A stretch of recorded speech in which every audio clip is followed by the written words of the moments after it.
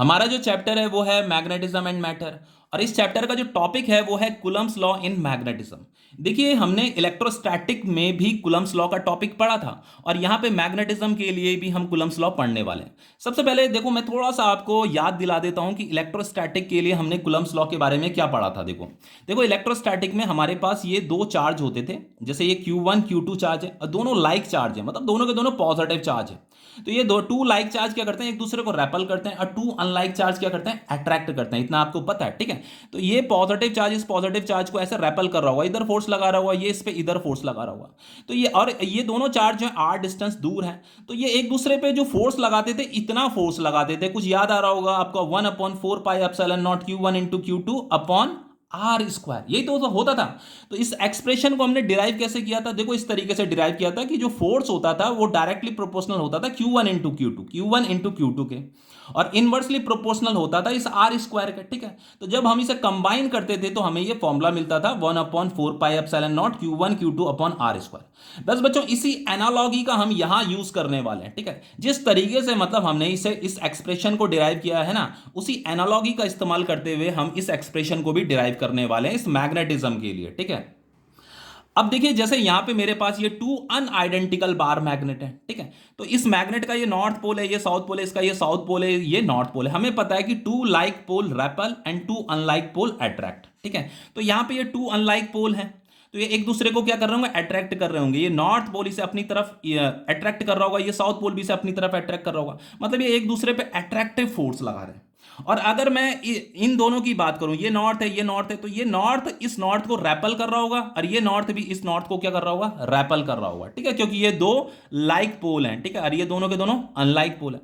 तो हमेशा याद रखना बच्चों कि किसी भी मैग्नेट, जैसे इस मैग्नेट का जो ये नॉर्थ पोल है ना, ये इस पे भी फोर्स लगा रहा होगा और ये इस पे भी फोर्स लगा रहा होगा, उसी तरीके से ये वाला जो पोल है ये इस पे भी फोर्स लगा रहा होगा और इस पे भी फोर्स लगा रहा होगा। अब हमें यहाँ पे यही पता करना है कि ये जो टू अनलाइक पोल हैं ये एक दूसरे पे कितना फोर्स लगा रहे हैं।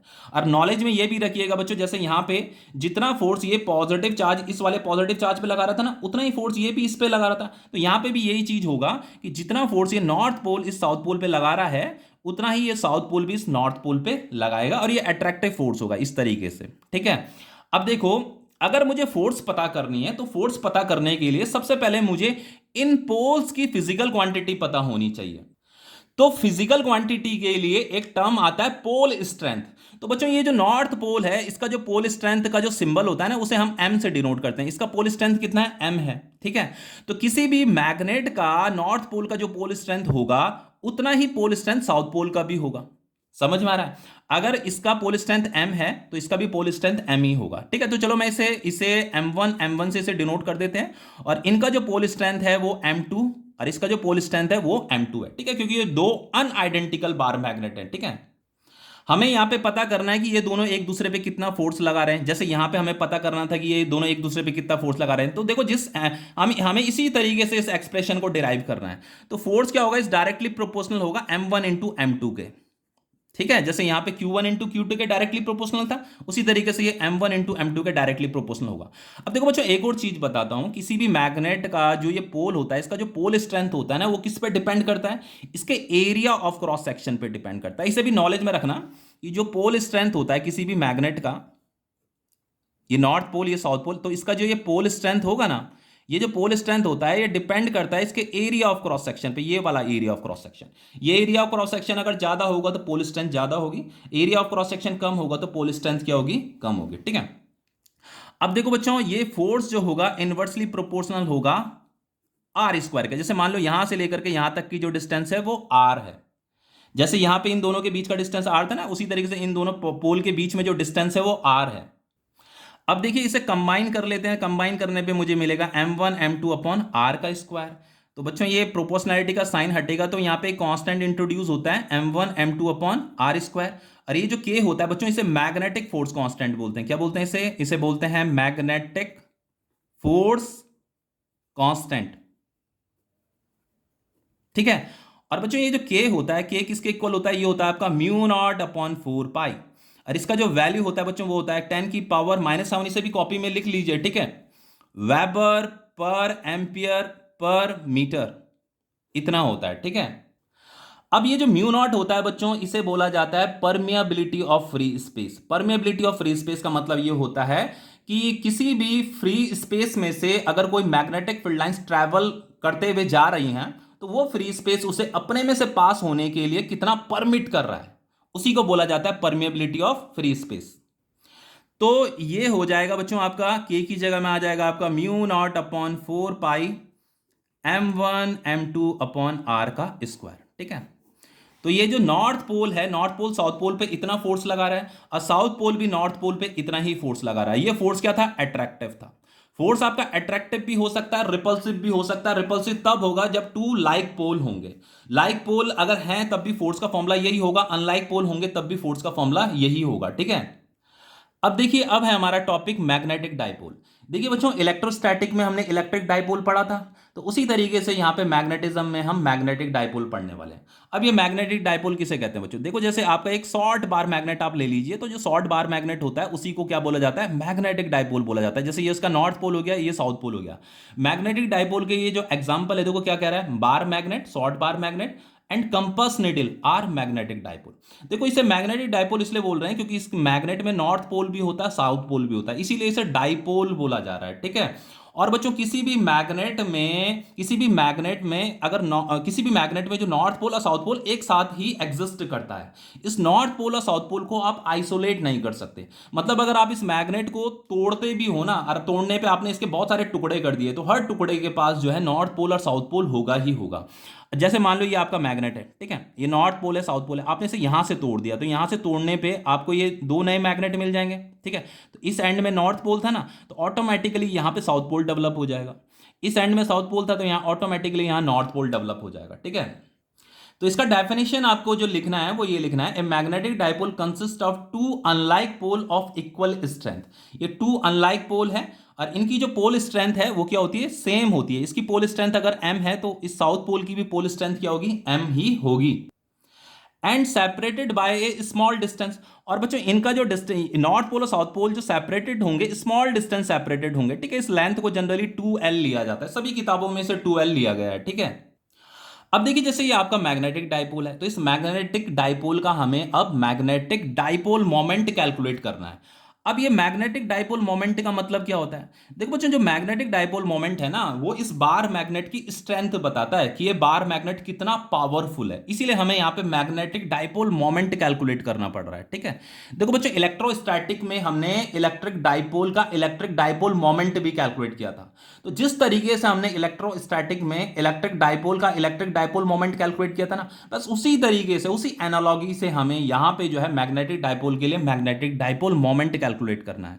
तो मैग्नेटिक डाइपोल मोमेंट आप समझ गए होंगे कि ये जो बार मैग्नेट है, इस बार मैग्नेट की स्ट्रेंथ हम पता कर रहे हैं कि कितनी है। तो सबसे पहले बच्चों, इलेक्ट्रोस्टैटिक में जो हमारा इलेक्ट्रिक डाइपोल होता था, थोड़ा सा उसे रिवाइज करा देता हूं, क्योंकि बच्चों फर्स्ट चैप्टर हो सकता है आप लोग भूल गए होंगे।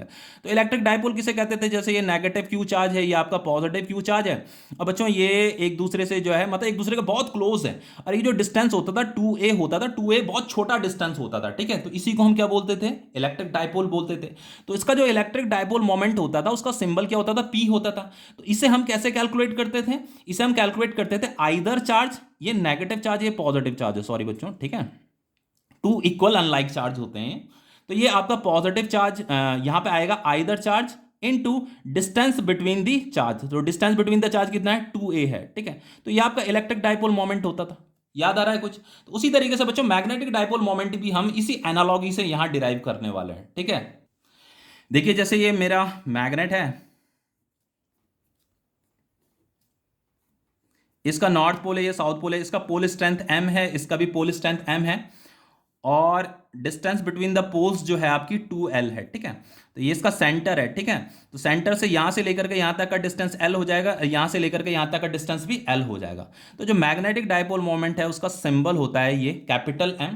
एनसीईआरटी में से स्मॉल m दिया गया है, पर कंफ्यूज होने की जरूरत नहीं है, अधिकांश किताबों में जो है कैपिटल M ही इसका सिंबल लिया गया है। ठीक है, तो मैग्नेटिक डाइपोल मोमेंट आपका कैपिटल M है।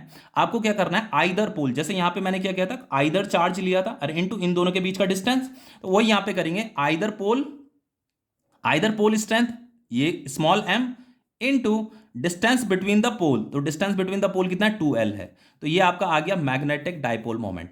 और ये जो मैग्नेटिक डाइपोल मोमेंट होता है ये एक वेक्टर क्वांटिटी होता है, और इसका डायरेक्शन हमेशा आप जो है बच्चों from south pole to north pole लोगे, तो ये आपका मैग्नेटिक डाइपोल मोमेंट का डायरेक्शन होगा फ्रॉम साउथ टू नॉर्थ। यही आपका क्या है, मैग्नेटिक डाइपोल मोमेंट का डायरेक्शन है। तो इससे हमें क्या पता चल रहा है, इस बार मैग्नेट की स्ट्रेंथ का पता चल रहा है। अगर मैग्नेटिक डाइपोल मोमेंट ज्यादा आ रहा है तो इसका मतलब आपका बार मैग्नेट पावरफुल है, और अगर मैग्नेटिक डाइपोल मोमेंट कम आ रहा है तो इसका मतलब आपका बार मैग्नेट क्या है, वीक है। तो ये इसकी डेफिनेशन है, it is the product of strength of either pole, ठीक है, strength of either pole and the magnetic length of the magnet. ये आपका magnetic length of the magnet है।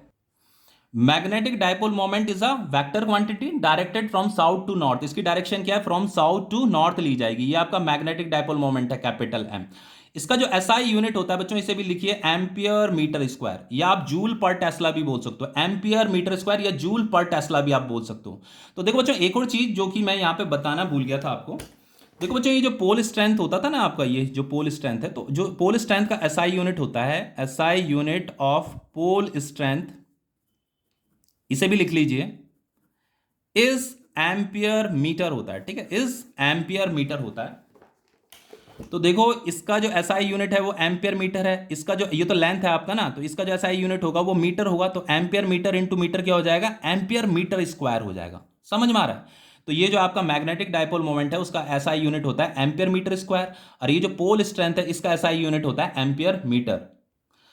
अब देखिए बच्चों, जैसे ये हमारा ये नया टॉपिक है, ठीक है, जैसे ये हमारा एक्सटर्नल मैग्नेटिक फील्ड है, ठीक है, यूनिफॉर्म मैग्नेटिक फील्ड है, ठीक है, ये आपका मैग्नेटिक फील्ड है यूनिफॉर्म।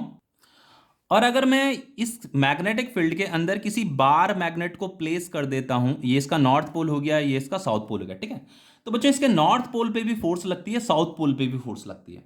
अब कितनी फोर्स लगती है इसका हम कैसे पता करें। तो देखो बच्चों, इसके लिए देखो थोड़ा सा मैं आपको इलेक्ट्रोस्टैटिक में याद दिलाता हूं आपको। जैसे इलेक्ट्रोस्टैटिक में क्या होता था, जैसे ये आपका इलेक्ट्रिक फील्ड लाइंस है ना, ये आपकी इलेक्ट्रिक फील्ड लाइंस है। तो इसमें मान लो जैसे मैंने एक पॉजिटिव चार्ज रखा हुआ है, ये आपका पॉजिटिव चार्ज है, ये आपका नेगेटिव चार्ज है। तो इस पॉजिटिव चार्ज में जो फोर्स लगती थी वो इलेक्ट्रिक फील्ड की ही डायरेक्शन में लगती थी, याद आ रहा है कुछ। और इस नेगेटिव चार्ज में जो फोर्स लगती थी वो अपोजिट टू इलेक्ट्रिक फील्ड लगती थी, याद आ रहा है। और ये जो फोर्स होता था वो कितना होता था बच्चों, charge into external electric field. और ये भी जो फोर्स होता था वो कितना होता था, charge into external electric field. समझ में आ रहा है। लेकिन बच्चों अगर मैं यहां वेक्टर का साइन लगाता हूं ऐसे, ये इलेक्ट्रिक फील्ड भी वेक्टर क्वांटिटी है, यहां पे बस माइनस आएगा। माइनस इसलिए आएगा बच्चों क्योंकि फोर्स और इलेक्ट्रिक फील्ड यहां पे अपोजिट डायरेक्शन में। देखो यहां पे इलेक्ट्रिक फील्ड इधर है, यहां पे फोर्स इधर है, अपोजिट डायरेक्शन में, इसीलिए माइनस साइन आ रखा है। और यहां पे देखो, यहां पे फोर्स भी इसी डायरेक्शन में, इलेक्ट्रिक फील्ड भी इसी डायरेक्शन में, इसीलिए यहां पे माइनस साइन नहीं आ रखा, ठीक है। मैग्नीट्यूड दोनों का सेम ही होता है, ये भी Q इंटू ई है, ये भी Q इंटू ई है। इस माइनस से कंफ्यूज होने वाली कोई बात नहीं है। माइनस सिर्फ यहां पे डायरेक्शन को बता रहा है, इसीलिए मैंने यहां इसके ऊपर वेक्टर लगाया, ठीक है। तो बच्चों यहां पे पॉजिटिव चार्ज में जो फोर्स लग रही थी इलेक्ट्रिक फील्ड की डायरेक्शन में लग रही थी, और नेगेटिव चार्ज में जो फोर्स लग रही थी वो इलेक्ट्रिक फील्ड के अपोजिट डायरेक्शन में लग रही थी। तो उसी तरीके से बच्चों यहां पे क्या होता है, नॉर्थ पोल पे जो फोर्स लगती है वो मैग्नेटिक फील्ड की डायरेक्शन में लगती है, और साउथ पोल में जो फोर्स लगती है वो मैग्नेटिक फील्ड के अपोजिट डायरेक्शन में लगती है। तो आप ये कह सकते हो बच्चों कि ये जो नॉर्थ पोल होता है ना, ये पॉजिटिव चार्ज के इक्विवेलेंट होता है, ठीक है।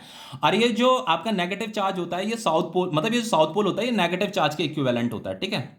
आप ऐसे भी कह सकते हो बच्चों, जैसे पॉजिटिव चार्ज होता है ना, पॉजिटिव चार्ज से, जैसे आपका ये पॉजिटिव चार्ज होता है ना, तो पॉजिटिव चार्ज से ऐसे इलेक्ट्रिक फील्ड लाइंस ऐसे बाहर निकलती थी ना, ऐसे इस तरीके से बाहर निकलती थी। और जो नेगेटिव चार्ज होता था उसमें इलेक्ट्रिक फील्ड लाइंस टूवर्ड्स होती थी, याद आ रहा है कुछ। उसी तरीके से बच्चों जैसे आपका बार मैग्नेट होता है ना, ये उसका नॉर्थ पोल है, ये उसका साउथ पोल है, तो ऐसे होती है ना मैग्नेटिक फील्ड लाइंस, ऐसे इस तरीके से होती हैं, याद आ रहा है कुछ। तो नॉर्थ से बाहर निकल रही हैं, साउथ में एंटर कर रही हैं। तो देखो यहाँ साउथ में, यहाँ यहाँ देखो इस नेगेटिव चार्ज में एंटर कर रही है ना, तो ये नेगेटिव चार्ज का इक्विवेलेंट कौन है, साउथ पोल है।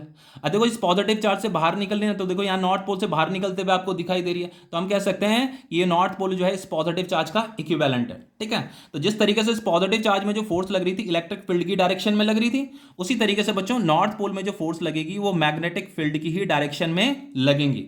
और ये जो फोर्स होगा बच्चों वो कितना होगा, देखो इसका पोल स्ट्रेंथ m है, इसका पोल स्ट्रेंथ m होगा, ठीक है। तो वो होगा इसका pole strength into external magnetic field. जैसे यहां पे क्या था, charge into external electric field, तो यहां पे जो फोर्स होगा वो होगा pole strength into magnetic field. और यहां पे जो फोर्स लग रहा है, ये जो फोर्स लग रहा है वो भी क्या होगा आपका pole strength into external magnetic field. समझ में आ रहा? वैसे यहां पे अगर मैं वेक्टर लगा देता हूं ऐसे, अगर मैं वेक्टर पुट कर देता हूं इनके ऊपर, तो यहां पे माइनस साइन भी आ जाएगा क्योंकि मैग्नेटिक फील्ड इस तरफ है और फोर्स इस तरफ है। पर यहां पे माइनस साइन नहीं आएगा क्योंकि यहां पे मैग्नेटिक फील्ड भी इसी तरफ है, फोर्स भी इसी तरफ है। ठीक है, दोनों फोर्स का जो मैग्नीट्यूड है, मैग्नीट्यूड सेम ही है, बस उनके फोर्स की डायरेक्शन अपोजिट है। अब देखिए, अब एक और टॉपिक है बच्चों आपका, देखो जैसे मान लो ये आपका बार मैग्नेट है, ठीक है, ये आपका नॉर्थ पोल है, ये आपका साउथ पोल है, यहां से लेकर के यहां तक का जो डिस्टेंस है वो 2L है। ठीक है, ये उसका सेंटर हो गया, इसकी पोल स्ट्रेंथ हो गई M। यहां से लेकर के यहां तक का जो डिस्टेंस होगा वो L होगा, और यहां से लेकर के यहां तक का जो डिस्टेंस होगा वो क्या होगा? L होगा। ठीक है, हमें यहां पे क्या पता करना है बच्चों, देखो जैसे ये इसकी एक्सियल लाइन होती है, इसे एक्सियल लाइन बोलते हैं। ठीक है, मान लो इस पॉइंट पे मुझे मैग्नेटिक फील्ड बताना है, मतलब मुझे ये बताना है कि ये जो नॉर्थ पोल है, ये नॉर्थ पोल इस पॉइंट पे कितना मैग्नेटिक फील्ड बना रहा है। अब देखो बच्चों, नॉर्थ पोल यहां पे जो मैग्नेटिक फील्ड बनाएगा ना, उस मैग्नेटिक फील्ड की direction away from north pole होगी। देखो मैंने यहां पे आपको बताया था ना कि जो बच्चों जो नॉर्थ पोल है आपका, वो पॉजिटिव चार्ज के इक्विवेलेंट है। जैसे पॉजिटिव चार्ज से इलेक्ट्रिक फील्ड बाहर निकल रही है ना, तो उसी तरीके से नॉर्थ पोल से भी इलेक्ट्रिक मैग्नेटिक फील्ड लाइंस बाहर निकलती हैं। ठीक है, तो इसीलिए यहाँ पे ये नॉर्थ पोल जो यहाँ पे मैग्नेटिक फील्ड लाइंस बनाएगा ना, उस मैग्नेटिक फील्ड को आपको क्या लेना है? अवे फ्रॉम नॉर्थ पोल लेना है। और इसी मैग्नेटिक फील्ड को मुझे क्या करना है? यहाँ पे कैलकुलेट करना है। अब देखो कैसे कैलकुलेट किया जाएगा इस मैग्नेटिक फील्ड को, देखो बताता हूँ। तो देखो इसे पता करने के लिए सबसे पहले बच्चों मैं थोड़ा सा इलेक्ट्रोस्टैटिक का याद दिलाता हूं मैं आपको। इलेक्ट्रोस्टैटिक में हमने क्या पढ़ा था, जैसे ये आपका पॉजिटिव चार्ज है और यहां से r डिस्टेंस दूर हमें यहां पे इलेक्ट्रिक फील्ड बताना है। तो इलेक्ट्रिक फील्ड भी क्या होता था बच्चों? ऐसे अवे होता था ना, अवे फ्रॉम पॉजिटिव चार्ज होता था। तो इलेक्ट्रिक फील्ड का फॉर्मूला क्या होता था? वो होता था आपका 1/4πε0 Q/r का स्क्वायर होता था, यही होता था। बस इसी एनालॉगी का हम यहां भी यूज करेंगे। ये Q लिखा जाता था यहाँ पे, और यहां से लेकर के यहां तक का जो डिस्टेंस R है, इसका स्क्वायर हम कर देते थे। अब मुझे क्या करना है बच्चों, मुझे ये जो नॉर्थ पोल है, मुझे ये बताना है कि ये नॉर्थ पोल इस पॉइंट पे कितना मैग्नेटिक फील्ड बना रहा है, ये मुझे बताना है। ठीक है, तो सबसे पहले बच्चों हम क्या करते हैं, यहाँ पे देखो ये जो सेंटर है ना, इस सेंटर से यहां से लेकर के यहां तक का जो डिस्टेंस है, यहां से लेकर के यहां तक का जो डिस्टेंस है, उसे मैंने D बोल दिया। अब देखो मैं क्या करूंगा, देखो जो मैग्नेटिक फील्ड होगा, जैसे यहां पे कांस्टेंट आया था 1/4πε0, तो यहां पे जो कांस्टेंट आएगा वो आएगा μ0/4π। फिर देखिए यहां पे हमने ये वाला चार्ज लिया था ना, तो यहां पे हम क्या लेंगे? इस नॉर्थ पोल की पोल स्ट्रेंथ को लेंगे, यहां पे m आएगा, और डिवाइडेड बाय यहां से लेकर के यहां तक की जो डिस्टेंस थी उसका स्क्वायर किया था। तो अब हम क्या करेंगे, यहां से लेकर के यहां तक की जो डिस्टेंस होगी ना, उसका हम स्क्वायर करेंगे। तो बस यही डिस्टेंस मुझे निकालनी पड़ेगी। समझ में आ रहा है? तो ये डिस्टेंस कितनी होगी? ये वाली जो डिस्टेंस होगी बच्चों, वो d माइनस एल होगी। तो बस आपको d माइनस एल का स्क्वायर कर देना है। यही आपका मैग्नेटिक फील्ड है due to this north pole. समझ में आ गया? तो इस फॉर्मूले को भी नॉलेज में रखिएगा।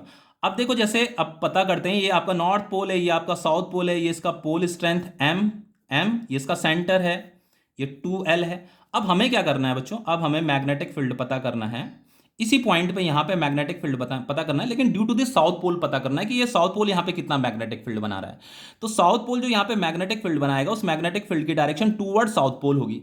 जो नॉर्थ पोल बनाएगा वो अवे फ्रॉम नॉर्थ पोल होगी। जो साउथ पोल यहाँ पे मैग्नेटिक फील्ड बनाएगा वो टूवर्ड्स आपको साउथ पोल लेनी है। ठीक है, अब देखिए ये वाली जो डिस्टेंस है ये आपकी L है, ये वाली भी आपकी L होगी, और यहाँ सेंटर से यहाँ से लेकर के यहाँ तक का जो डिस्टेंस है, ये हमने कितनी ले रही थी? तो D ले रही थी, तो ये आपकी D है। ठीक है, तो मैग्नेटिक फील्ड कितना होगा आपका? वो होगा आपका μ0/4π, और इसका पोल स्ट्रेंथ कितना है? M, डिवाइडेड बाय यहां से लेकर के यहां तक का जो डिस्टेंस है उसका हम स्क्वायर करेंगे। तो ये यहां से लेकर के यहां तक का जो डिस्टेंस हो जाएगा वो कितना हो जाएगा? D plus L. तो ये D प्लस एल का होल स्क्वायर। तो इस तरीके से आपका मैग्नेटिक फील्ड निकल गया है। ये जो है ये आपका है अवे फ्रॉम नॉर्थ पोल, और ये जो है आपका, ये है आपका towards south pole, towards south pole. ठीक है, तो ये टॉपिक आपके कंप्लीट हो गए हैं।